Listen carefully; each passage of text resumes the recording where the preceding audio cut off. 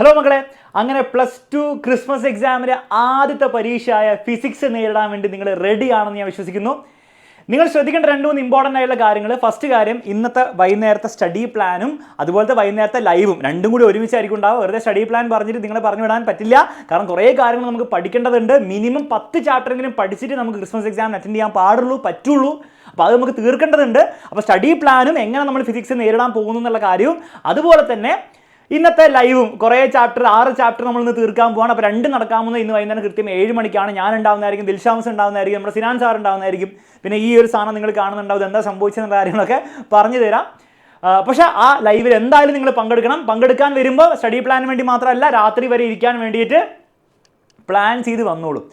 നിങ്ങൾ അതിലുപരി മനസ്സിലാക്കേണ്ട ഒരു ഇമ്പോർട്ടൻ്റ് ആയിട്ടുള്ള കാര്യം പറയാൻ വേണ്ടിയിട്ടാണ് ഈ വീഡിയോ ചെയ്യുന്നത്. സംഭവം ഇത്രയേ ഉള്ളൂ മക്കളെ. നിങ്ങളിൽ പലരും ഉണ്ടാവും, അതായത് ഓണപ്പരീക്ഷ ഒഫീഷ്യലി നടന്നില്ല എങ്കിലും പിന്നെ +1 പരീക്ഷയ്ക്കും പിന്നെ ഇപ്പോഴത്തെ പരീക്ഷയ്ക്കും ഒക്കെ ഇങ്ങനെ പഠിക്കാൻ പ്ലാൻ ചെയ്തു. അതായത് സാർ ഞാൻ എന്താ ചെയ്യാമെന്ന് വെച്ചാൽ ഫിസിക്സ് ആയിക്കോട്ടെ, മാത്സ് ആയിക്കോട്ടെ, ബയോളജി ആയിക്കോട്ടെ, ഞാൻ കുറേ ചോദ്യങ്ങൾ ഞാൻ സെറ്റാക്കും.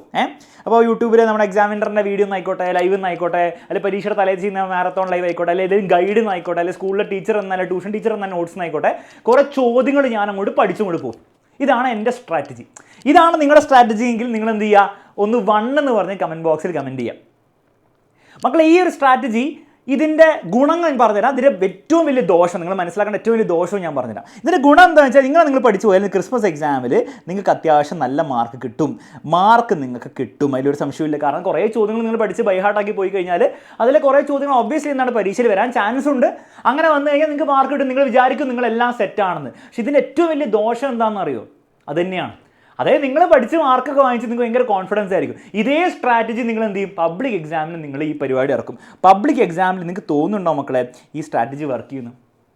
ഇത് വർക്ക് ചെയ്യാൻ പോകുന്നില്ല. കാരണം എന്താണ്?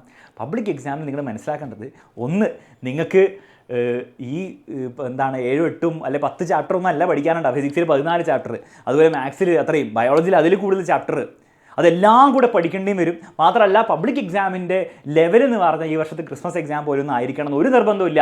കഴിഞ്ഞ വർഷത്തെ നമ്മൾ +1 മാത്സിൻ്റെ ലെവലൊക്കെ വെച്ച് നോക്കുകയാണെങ്കിൽ ലെവൽ എന്തായാലും ഓരോ സബ്ജക്റ്റിനെയും കൂടാനാണ് ചാൻസ്.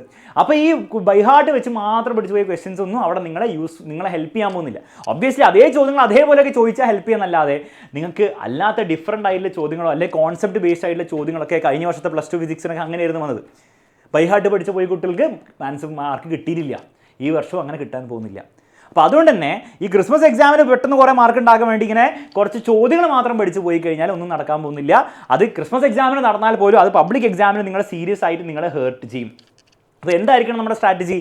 മക്കളെ, ചോദ്യങ്ങൾ നമ്മൾ ചെയ്യണം, പക്ഷേ അത് മാത്രം ചെയ്തു പോയിട്ട് പരീക്ഷ എഴുതരുതെന്ന് ഞാൻ പറഞ്ഞുള്ളൂ.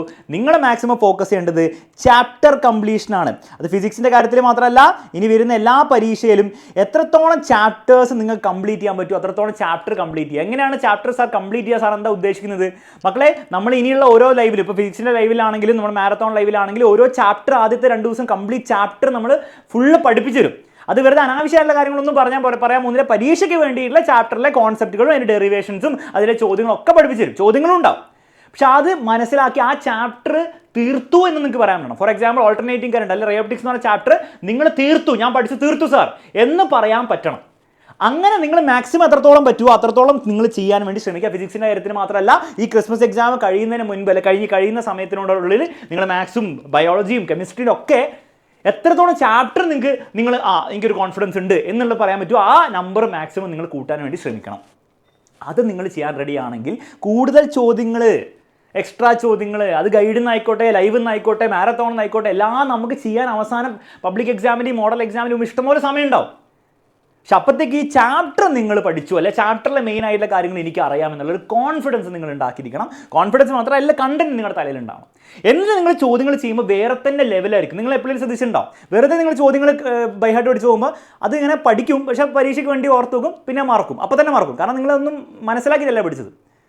പക്ഷേ നിങ്ങൾ എപ്പോഴും ഒരു സാധനം മനസ്സിലാക്കി പഠിച്ചിട്ട് അതിന് ചോദ്യങ്ങൾ ചെയ്യുമ്പോൾ നിങ്ങൾക്ക് അതാ ഈ ഫോർമുല, ഈ കോൺസെപ്റ്റ് ആയിരുന്നു എന്ന് ഓർത്ത് വെക്കാനും പറ്റും, പെട്ടെന്ന് കണക്ട് ചെയ്യാനും പറ്റും. മാത്രമല്ലാതെ കുറേ നാൾ നിങ്ങൾക്ക് ഓർത്ത് വെക്കാനും പറ്റും, ഓർമ്മയിലുണ്ടാവും. അപ്പോൾ ആ സംഗതിയാണ് നമുക്ക് ഇനി അങ്ങോട്ട് വേണ്ടത്. ഇത് നടന്നാൽ ക്രിസ്മസ് എക്സാമിന് മോശമില്ലാതെ പോകും, ഭയങ്കര മാർക്ക് കിട്ടുമോ അതൊന്നും എനിക്കറിയില്ല. പക്ഷേ പബ്ലിക് എക്സാമിൽ നിങ്ങൾക്ക് എന്താണ് എക്സ്ട്രീംലി ബെനിഫിഷ്യൽ ആയിരിക്കും. കാരണം ഈ ചാപ്റ്റർ ഒന്നും പിന്നീട് നിങ്ങൾക്ക് പഠിക്കേണ്ട ആവശ്യം വരില്ല. ഇനി ഇത് നമ്മൾ തീർക്കാൻ പോകുന്നതാണ് ഭയങ്കര റയോപ്റ്റിക്സ് എന്ന് പറഞ്ഞ ചാപ്റ്റർ എടുത്ത് നമ്മളൊരു 3 മണിക്കൂർ 5 മണിക്കൂർ ഒന്നും പഠിക്കാനൊന്നും പോകുന്നില്ല. നമ്മൾ 1.5 മണിക്കൂർ കൊണ്ട് ആ ചാപ്റ്റർ തീർക്കും.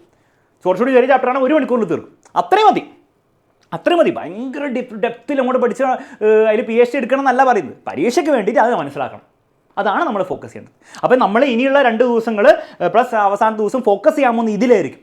എക്സാം കഴിയുന്നവരെ നിങ്ങൾ ഫോക്കസ് ചെയ്യേണ്ടത് ഇത് തന്നെയാണ്. ചാപ്റ്റേഴ്സ് മാക്സിമം തീർക്കുക. ഇനി ഏതെങ്കിലും ചാപ്റ്റർ പഠിക്കാൻ പറ്റുന്നില്ല വിടുക. വേണ്ട നമുക്ക് വെറുതെ ചോദ്യങ്ങൾ ചെയ്ത് പോയിട്ട് കാര്യമില്ല. നിങ്ങൾ ക്രിസ്മസ് എക്സാം മാർക്കിട്ട് എന്തുണ്ടാകാൻ സർട്ടിഫിക്കറ്റ് അതിന് കിട്ടില്ലല്ലോ. അപ്പോൾ ആ ഒരു സ്ട്രാറ്റജി ഫോളോ ചെയ്യുക. എന്നിട്ട് ക്രിസ്മസ് എക്സാം കഴിയുന്ന ദിവസം നിങ്ങൾക്കൊരു ബുക്ക് ഉണ്ടാവണം. ആ ബുക്കിൽ അല്ലെങ്കിൽ നിങ്ങളുടെ ഫോണിൽ നിങ്ങൾ കൊടുക്കണം എത്ര ചാപ്റ്റർ ഓരോ സബ്ജക്റ്റിലും തീർത്തു. ഫിസിക്സിൽ നിങ്ങൾ എത്ര ചാപ്റ്റർ നിങ്ങൾ പഠിച്ച് തീർത്തു. ചോദ്യങ്ങൾ ചെയ്തു എന്നല്ല, പഠിച്ച് തീർത്തു. അത് ഞാൻ ഒരു 80% ചാപ്റ്റർ പഠിച്ച് തീർത്തു. അതിൻ്റെ കോൺസെപ്റ്റും ഡെറിവേഷൻസ് ഒക്കെ മനസ്സിലാക്കി പഠിച്ച് തീർത്തു. അപ്പോൾ 14 ചാപ്റ്ററിൽ 10 ചാപ്റ്ററിൽ ക്രിസ്മസ് എക്സാമിലുള്ള 8 ചാപ്റ്റർ ആണോ 9 ചാപ്റ്റർ ആണോ 10 ചാപ്റ്റർ ആണോ ഇടുക. കെമിസ്ട്രിയിൽ എത്ര തീർത്തു? 4 ആണോ 5 ആണോ? മാത്സിൽ തീർത്തു 8 ആണോ 9 ആണോ? ആ ഒരു നമ്പർ നിങ്ങൾക്ക് കണ്ടാൽ ക്രിസ്മസ് എക്സാമിന് മാർക്കുണ്ടോ മാർക്കില്ലയോ നിങ്ങൾ നിങ്ങൾ നോക്കണ്ട, ഫോക്കസ് ചെയ്യേണ്ട ആവശ്യമില്ല. ഈ ഒരു സംഗതി നിങ്ങൾ മാക്സിമം തീർക്കാൻ നോക്കാം. കാരണം പിന്നീട് സമയമില്ല. പിന്നീട് ആകെ ജാനുവരി ഉള്ളൂ. ഫെബ്രുവരി മോഡൽ എക്സാം, മാർച്ചിൽ പബ്ലിക് എക്സാം. അപ്പോൾ നമ്മളിത് ചെയ്യണം.